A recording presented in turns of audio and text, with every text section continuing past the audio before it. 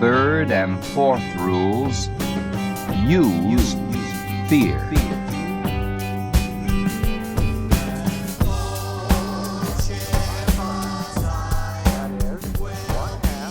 Well, I bet you didn't see this one coming, or maybe you did. I don't know, but hi, this is episode 26 of my weird record collection.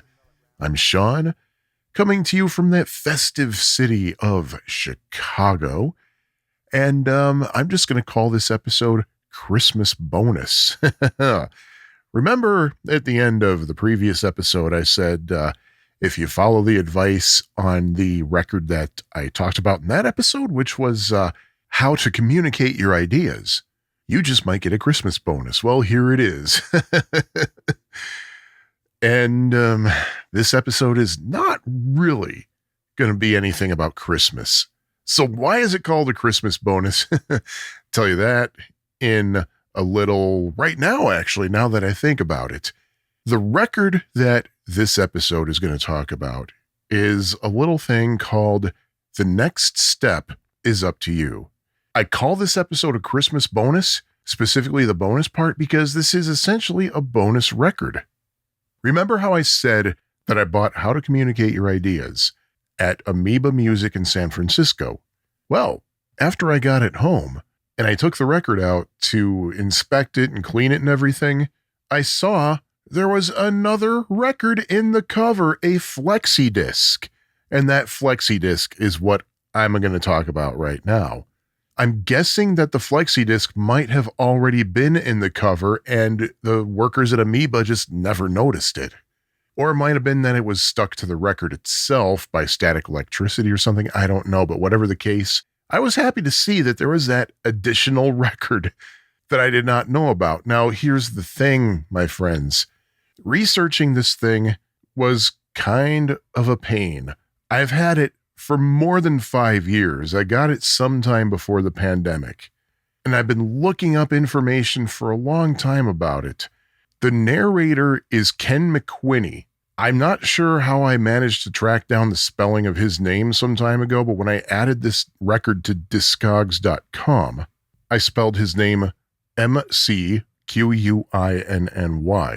I don't remember if I somehow stumbled upon his name in a Google search or what, but the fact remains that's how it's spelled on Discogs. His name is not on the record label anywhere or whatever. I just had to make an educated guess at the spelling of his name. But before I talk about what the record actually is, I'll tell you a little bit about the source of the record. The source is New England Mutual Life Insurance Company. So let's talk a little bit about them. Notice I'm not going to put any transitions here. I'm just going to go straight into the gory details here. But New England Mutual Life Insurance Company was founded by a Massachusetts lawyer named Willard Phillips. Wasn't that the name of a singing trio who occasionally reunites and does... Anyway, forget that. But anyway, the company was granted a charter in Boston in April 1835, began operating in December of 1843, and issued its first life insurance policy in February of 1844. Not a heck of a lot to talk about with New England Mutual Life Insurance Company. I can tell you a few things about it. Obviously, it's been around since 1835, 1844, really, if you want to go by when it first issued a policy. Now, New England Mutual wasn't just selling policies, it was selling certainty in an era defined by uncertainty. I mean, the United States was young. It wasn't even 100 years old when the company was founded, so public safety nets didn't exist. If the breadwinner of the family died, families were often left with nothing. Mutual life insurance promised something new, collective security owned not by the shareholders, but by the policyholders themselves. I did not know, by the way, that's what mutual meant in terms of insurance. I always wondered, but hey, this episode afforded me a reason to find out.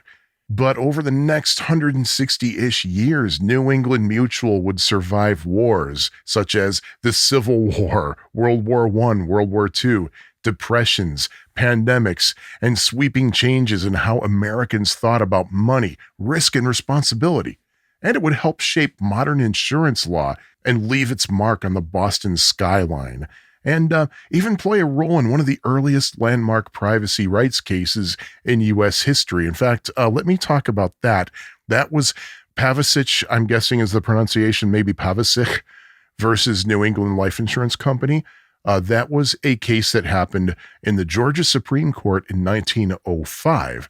Now, why did Paolo Pavicic sue New England Life Insurance Company? Well, because the company had used a picture of him in an advertisement, and he considered it a breach of privacy, and he also considered it libel. And it turns out the judge agreed. So this was kind of a precedent-setting case, and that wasn't the only one, by the way. There was another one, New England Mutual Life Insurance Company versus Woodworth.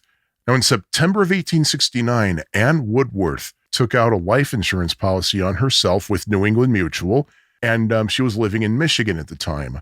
Her husband, Stephen E. Woodworth, was the beneficiary. Anne Woodworth died in the state of New York, and her husband then moved to the state of Illinois. After he moved, he filed a claim because, well, the policyholder died, and New England Mutual refused to honor the policy. So what did Stephen Woodworth do? Like anybody else should, he sued the company, and he filed the lawsuit in the state of Illinois. The courts went in Woodworth's favor, but New England Mutual appealed the verdict and said that, well, this isn't really applicable because the policyholder died in New York and the plaintiff waited until he moved to Illinois to file suit, so this is null and void. Well, the Supreme Court basically doubled down and said, doesn't matter where the policy was, where the claim was based, you still have to pay it. So that was a pretty important precedent-setting case. Oh, another fun fact about New England Mutual versus Woodworth? Well, Stephen Woodworth was both the stepfather and the uncle of Charles W. Woodworth, who is a noted entomologist. We all are familiar with famous entomologists, right? Well, whatever the case, there is a belief that the judgment in the New England Mutual versus Woodworth case helped pay his college tuition at the University of Illinois.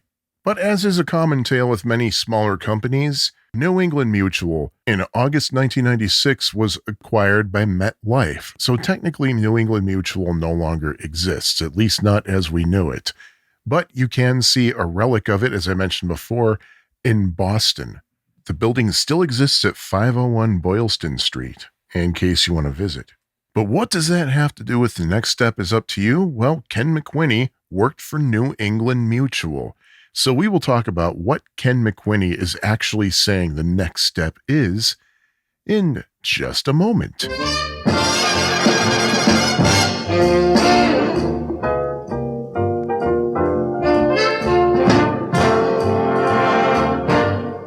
So anyway, we have this record. The next step is up to you.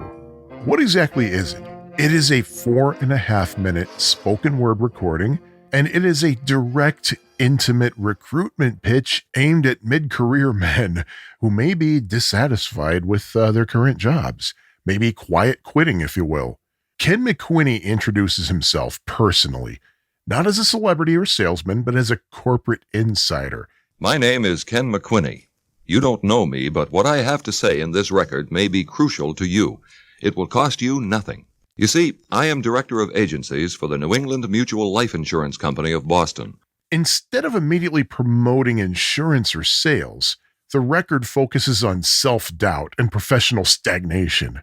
Ken McQuinney walks through a checklist of common mid-century white-collar anxieties: salary ceilings, lack of advancement, excessive travel, corporate mergers, relocations, boredom from not being challenged, work that is comfortable and steady, but ultimately limiting. You, the listener, are encouraged to see these feelings as not failure, but a signal that it's time for change. Now, Ken McQuinney talks about a one-page questionnaire that I guess was enclosed in a mailed letter. I'm guessing the record came with that letter. It could mark a turning point in your career. Neither of us will know unless you will answer the one-page questionnaire you found with my letter. In the next few moments, I will try to interest you in answering this questionnaire. Just that, and nothing more. But he presents the questionnaire as deceptively simple but almost diagnostic. capable in expert hands, mind you, of revealing whether the listener has untapped potential for a new career. Even if the listener is not suited to sales, the listener will still receive an appraisal, reinforcing the low-risk framing, of course.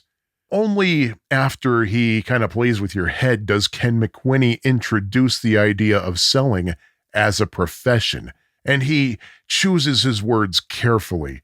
It's not door-to-door sales, it's not corporate drudgery, but instead, it's a self-directed, uncapped income career, one in which you can be your own boss and continue working well past the traditional retirement age. He says it's, and I quote, the best paid hard work in the world, but he's careful not to reveal any details until after you return the questionnaire, reinforcing the idea that the listener is still in control. The record closes with precise behavioral instructions. If you are interested, I hope you will send in your questionnaire as soon as possible. Make sure you take the quiz alone, preferably in a room with the door closed to distractions. And when the form is completed, seal it in the envelope for mailing so you won't be tempted to make changes. Good grief, what is going on here? Does it sound a little creepy to you? But sounds like he's kind of discouraging second thoughts here. But the final message, though, is calm, polite, and firm. The next step is up to you. Basically, the record is not a hard sell. It's a confidence-building, identity-reshaping appeal to you, using that record as a private, persuasive medium to move you from vague dissatisfaction to a concrete action, that is, mailing back a questionnaire. But what is this questionnaire anyway? That's a dang good question. I was unable to locate one. You know how hard it was to figure it out? So I did what any lazy person in 2025 would do. I resorted to AI. I fed AI the contents of this record, and I said, see if you can figure out what might be on the questionnaire, as authentic as you could possibly get. And here's what it spat back out to me. It had a header that said New England Mutual Life Insurance Company, and then below it, Boston, Massachusetts Personal Appraisal Questionnaire, and then in italics, to be completed privately and returned in the enclosed envelope. Mind you, this is only an AI simulation based on what's on the record. So the instructions say, please answer the following questions quickly and spontaneously. There are no quote-unquote right or quote-unquote wrong answers. Your replies will help us evaluate your potential for a professional career with our organization. The first question, it's personal information heading with lines for name, address, city, state, zip, and age. You would never see age these days on something like this, at least not legally, not in the United States at least. It asks also for present occupation, years in present position, and education completed, whether it be high school, some college, college degree, or other. Question number 2, your present position. Let's see, sub-question 1, are you satisfied with your present job? Yes, no, not sure. Sub-question 2, do you feel your opportunities for advancement are excellent, fair, or limited? Sub-question 3, do you believe your income will increase substantially in the next few years? Yes, no, or doubtful. Sub-question number 4, would you consider changing careers if a more rewarding field were available? Yes or no? And then main question number 3, personal qualities. Now, this also has sub-questions, but it doesn't reset the numbering. Artificial intelligence, heavy on the artificial because it restarts the sub-question numbering at 5. Do you consider yourself ambitious? Yes or no? Next sub-question, do you enjoy meeting and talking with people? Very much, somewhat, or not particularly. Next, when faced with a setback, do you usually try again, look for another approach, or lose interest? Next, do you prefer to work where you plan your own schedule? Yes or no? And let's see, is the next one the last? Yeah, the next one is the last one for main question 3. Do you feel comfortable making decisions on your own? Yes or no? Revealing a little bit about myself here, this sounds a lot like the questions I was asked when I was diagnosed with autism earlier this year. Anyway, the next section, question number 4, section number 4, I guess, is work habits. The first sub-question under there, how would you describe your work habits? Well organized, average, or need improvement? Are you willing to devote extra time to increase your earnings? Yes, no. Do you follow through on commitments? Always, usually, or seldom? Now that sounds like questions from one of the ADHD assessments I also took. Next section, selling potential. Have you ever engaged of selling of any kind? Yes, no. If yes, what type? Does the idea of earning income in proportion to your efforts appeal to you? Very much, somewhat, or not at all? Are you at ease discussing financial matters with others? Yes or no? Do you know many people through business, community, or social activities? Yes or no? Are you active in clubs, civic groups, or other organizations? Yes or no? Next section, section number 6, future plans. What income would you like to be earning within the next 3 to 5 years? Now, mind you, this record likely comes from the 50s, maybe the 60s, so that might explain the salary ranges here. The desired income. First option is $10,000 to $15,000. Second option, $15,000 to $20,000, and third option, over $20,000. Next sub-question, do you feel your abilities are being fully used in your present line of work? Yes or no? And then, are you interested in knowing whether you have the qualifications for a career in life insurance sales? Yes, no, or possibly. And then it says, please review your answers briefly, then place the completed questionnaire in the enclosed envelope and seal it immediately. No postage is necessary. Thank you for your cooperation. So that's fun. I'm actually going to see if I can put a copy of that file in the show notes at myweirdrecords.fab4it.com for this episode, actually. Now, as for the record itself, as I said, it was a flexi disc, one of those little thin, floppy little plastic thingies that you would usually find in like magazine inserts, or if you know that McDonald's menu song contest that happened in the 80s that was distributed in newspapers. And the thing about flexi discs, and I believe this is the first time I'm actually talking about a specific flexi disc in this podcast. Flexi discs were, and quite possibly still are, incredibly cheap to produce. Here's the thing though. The Next Step Is Up to You was also made on vinyl. Yes, there is also a 7-inch vinyl record in existence of The Next Step Is Up to You. How do I know? Long story short, guess who has a copy? Oh boy, I can tell you about that 7-incher too. The 7-inch version of it, it's the exact same recording from start to finish, same length. One side of the record has the recording. The B-side doesn't have anything. Okay, I shouldn't say that. The B-side is actually playable. Thing is, you ain't really going to hear anything worth listening to. Just a quiet rumble in the key of E that sometimes becomes a somewhat loud buzz in the key of E, and it goes on for 6.5 minutes roughly. Yes, I actually played the blank side. The front side of the vinyl record has a maroon label with silver text on it. The text doesn't tell you much. It just says the next step is up to you. I'm trying to go from memory, but I realize I have it right here. In fact, here it is in my hands. The next step is up to you in large silver serif font above the spindle hole. To the left, it says TR933 and then MG 79203. And to the right, it says 33 1/3 RPM. And below the spindle hole, listening time 4.5 minutes. And below that, NEMLI Co. That is New England Mutual Life Insurance Company. So theoretically, this record was authorized by the New England Life Insurance Company. The only thing is, don't know who actually made it. Don't know what record plant pressed it. There are some markings in the runout, but I wasn't really able to determine anything useful from those markings. It's just basically those weird catalog or serial numbers that I just read off. So nothing special there. The flexi disc doesn't really have anything helpful either. I will say this though, the vinyl record is very noisy, very poppy. I'm not going to assume that it was necessarily listened to a lot. I can't imagine someone bringing this record to a party. Hey, everybody, let's listen to this. And I can't imagine that it was in a jukebox at some point. The thing is, these kind of records were often manufactured very cheaply. They were made to be played once and then forgotten about, which is probably exactly what happened.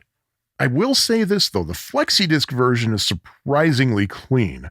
When you go to my YouTube channel and listen to The Next Step Is Up to You, that digitization is from the flexi disc version.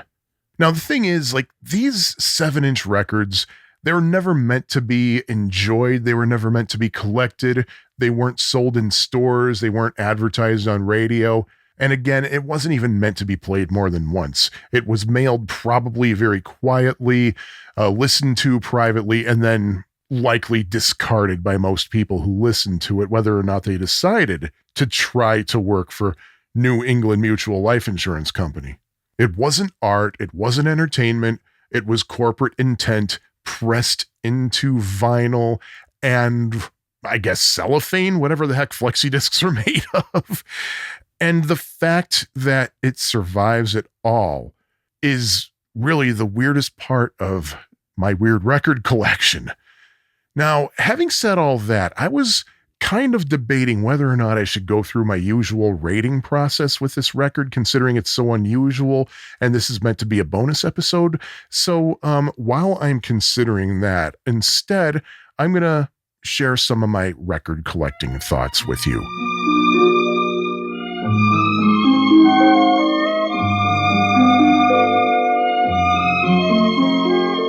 As with many Americans, and I'm sure people outside of the United States, I was shocked and saddened by the brutal deaths of Rob and Michelle Reiner. Crazy thing is, my wife and I had just watched This Is Spinal Tap a couple of weeks earlier, with plans to eventually watch the new Spinal Tap movie, but that's not what I'm here to talk about. But the reason I'm bringing this up is that there are a couple of Facebook groups that I participate in which people show off records that they're currently enjoying, currently playing. And there are a lot of posts of people playing an All in the Family album. There are at least 2 albums from the TV show All in the Family, possibly 3, but I know I've seen 2. If you've ever been to a used record store, a flea market, an antique store, anywhere else that sells a bunch of vinyl records, chances are you have seen the first All in the Family at the very least. It's got a pink background and it has the 4 main characters on the cover, Archie and Edith Bunker and Mike and Gloria Stivic. If you've never heard the album before, it's basically a handful of audio clips from the TV show All in the Family. And it also has the full-length version of the TV show theme song, Those Were the Days. And as far as I know, that album is the only way you can hear it. And they might have put that out as a single too, but the record release of some kind is the only way you can officially hear the full-length version of the theme song. On the TV show, there are, I think, 2 verses and a bridge, and the full-length version has 4 verses and 2 bridges. $50 paid the rent. Freaks were in a circus tent. Those were the days. Take the wheel of Sunday But going back to what it was, audio clips from the TV show, well, you got to think about it. This was 1971. Home videotaping, I think, existed, but it was not a common thing. Very few people had that luxury. Well into the early 80s, a VCR in your house was a sign that your family was probably pretty well off. At least that's how I saw it. Wasn't until probably about 1985, 1986 when VCRs became affordable for most of the middle class. But in 1971, if you wanted to relive your favorite TV moments, you would have to wait for the show to be rerun at some point. Or maybe if you had some kind of a tape recorder, whether it be a reel-to-reel deck or a cassette recorder, then maybe you would hold the microphone up to the speaker. And as a Gen Xer, I'm sure many of my peers remember putting the tape recorder up to the TV set and recording the audio and then listening to it later on at your leisure. Lord knows there are many TV show episodes and movies that to this day I know by heart because of that. We didn't have a VCR until about 1986, so that was my recording of a TV show, just listening to the audio on Walgreens Tonemaster cassette tapes. When I was a wee Gen X kid, VCRs were not a thing. Some of us had audio recorders, but seemingly everybody had a record player, certainly in my house. My parents had the Zenith console with a stacking turntable on it. My brother had, well, actually, in retrospect, was a pretty cool little record player with a tiny platter on it. The platter was maybe 5 inches wide, but he still played all size records on it. He eventually upgraded to a 1979 J.C. Penney stereo system that had a turntable 8-track recorder and AM/FM radio. And I had one of those close and play record players. If you don't know what that is, I don't remember if I ever mentioned this before, but a close and play record player, I think, was mainly considered a toy. It could only play 7-inch records. And the way you played the record was you put the record on the spindle and then you closed the case and it looked like a lunchbox. The stylus was built into the lid. The thing ran on C batteries, and that was my record player for a few years until my parents got me a circa 1965 white plastic Mickey Mouse record player. You open the lid and there's Mickey Mouse with a dialogue bubble that says, "Hi kids." There was no comma. It did not say, "Hi kids." It said, "Hi kids." Mickey's left arm acted as the tone arm. You would grab the tone arm by one of the fingers and position the stylus thusly. The platter was built for 7-inch records, although it could still play 12-inch records and 10-inch records, I suppose. And there were 3 speeds on it: 33, 45, and neutral. There was an on-off switch and a crackly little built-in speaker.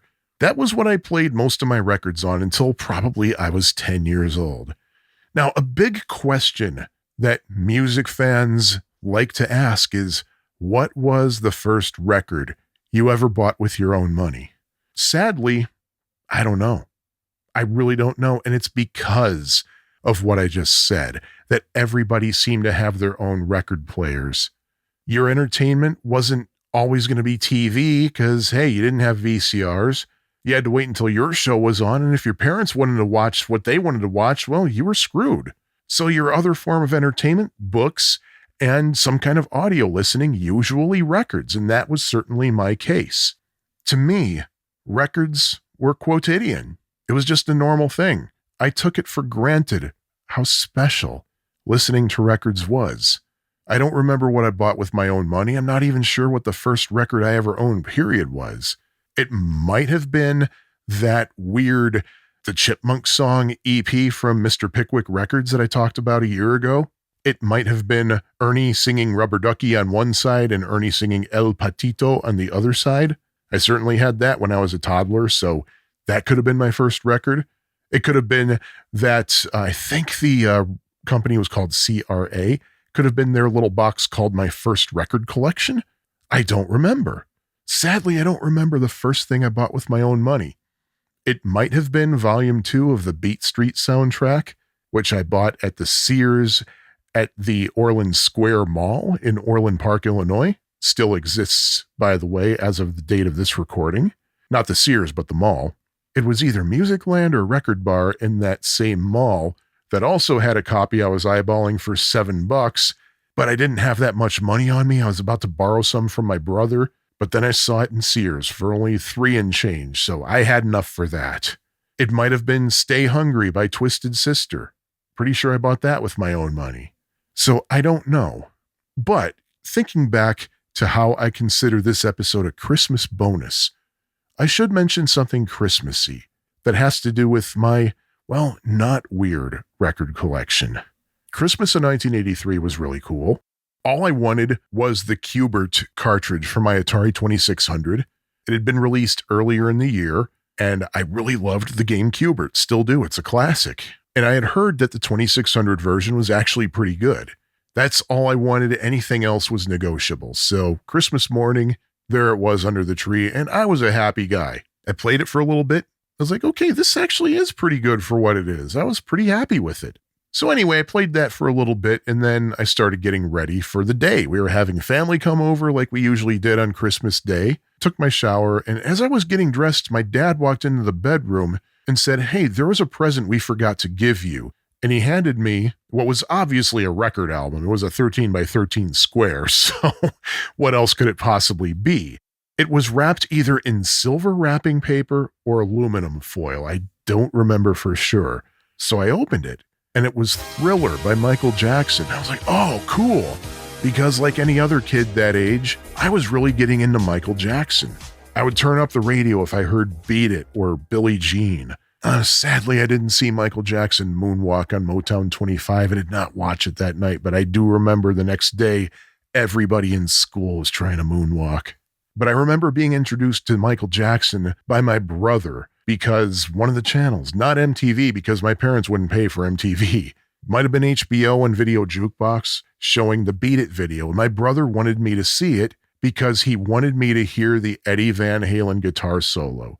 And when I heard it, I thought, okay, you did not need to tell me that was Eddie Van Halen. It was so obviously Eddie Van Halen. But I really dug the song. And on the bus ride home from school, a lot of times kids would be playing Thriller on cassette. And I loved what I heard. I don't remember ever asking for Thriller or hinting to me that I'd want it, but I was really excited to have that thing. I remember on Christmas listening to Thriller over and over again with my cousins. My cousin Jennifer recognized PYT because the pom-pom group she was on in her school used that as a dance routine. But I really super was into Thriller. I played that thing so much. I loved it so much that I wanted to explore anything Michael Jackson I could get my hands on. I borrowed a copy of Off the Wall from the next door neighbor, and I loved that too. And I ended up getting that for my birthday at some point. There was a K-Tel compilation that had some Jackson 5 stuff on it and some of Michael Jackson's Motown solo material. I listened to that like crazy.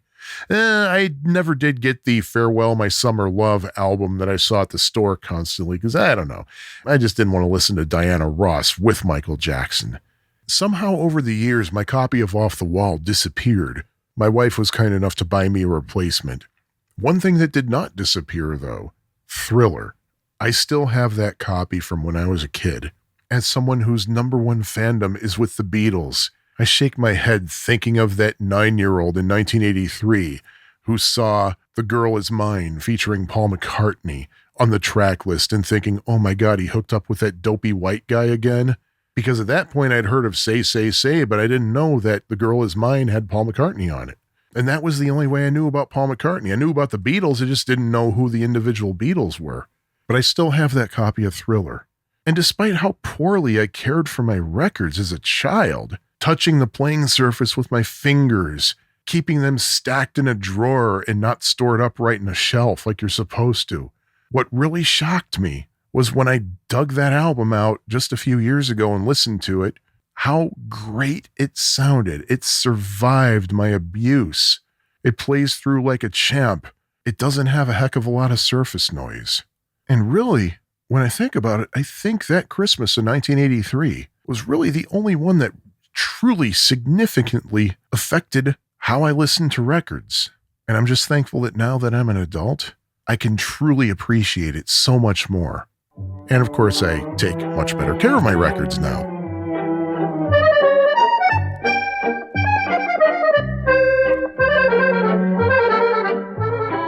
I guess I should talk about how I rate records, even though people who listen to this podcast regularly know the deal. But hey, there might be new people here, so why not give them a little bit of a rundown of how I rate records. They are rated in 5 categories, each on a scale of 1 through 5 inclusive. I rate based on local interest or usefulness or a combination of the two. I also rate based on historical interest and uniqueness, weirdness, and enjoyability.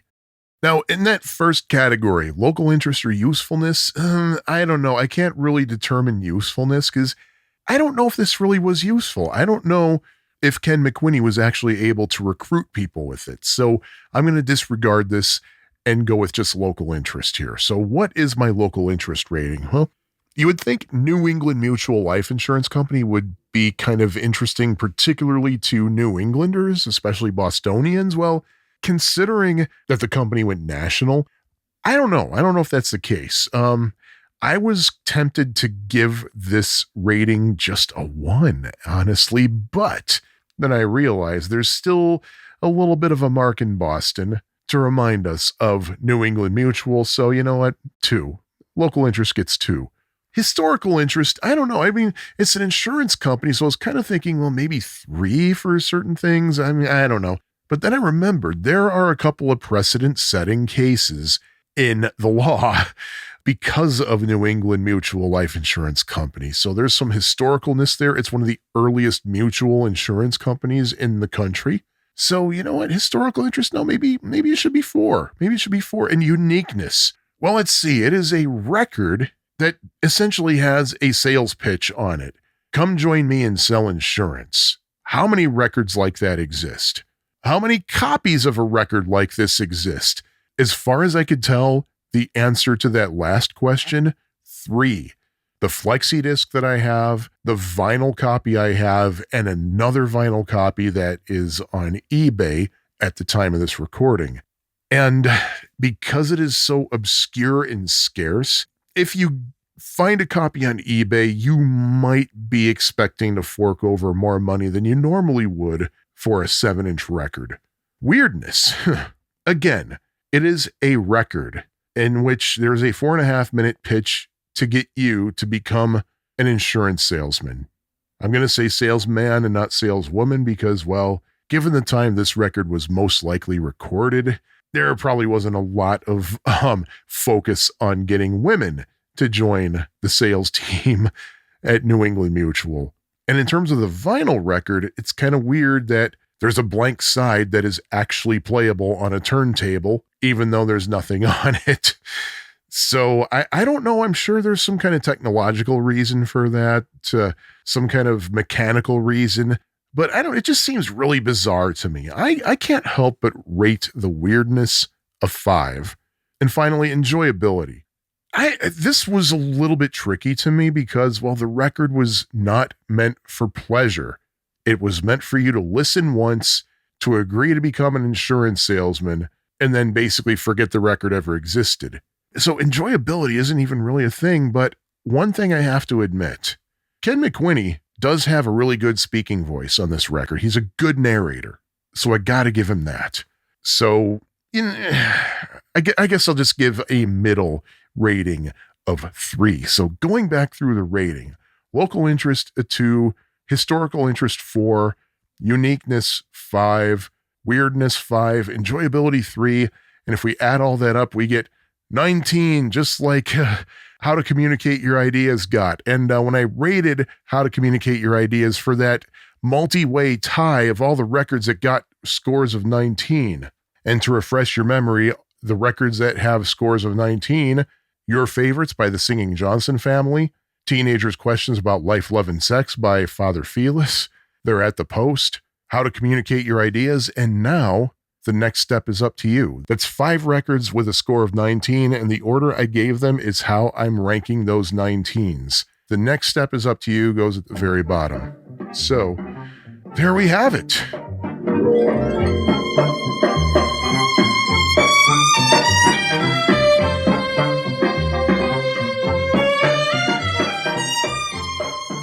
Well, my friends, that was everything I was able to tell you about The Next Step Is Up to You. Have you any thoughts on this record or anything else relevant to this podcast? Well, before I tell you about episode 27, I'll tell you where you can send your thoughts. And of course, I'm going to give credit where credit is due. You can email me your thoughts at myweirdrecords@fab4it.com. And Fab4it is spelled F-A-B, the number 4-I-T. That email address I gave you, it is also almost the exact same for this podcast's official website, which is myweirdrecords.fab4it.com.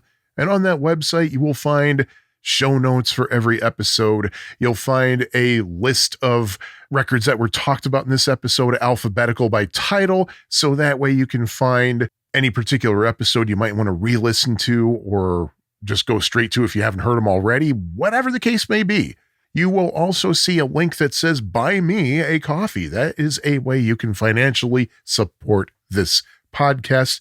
A little spoiler for you. I hate coffee, so I'm probably actually going to do something else with that money, like maybe pay the maintenance bills for the web hosting provider that provides this podcast, or maybe I'll use it for a hot chocolate or something.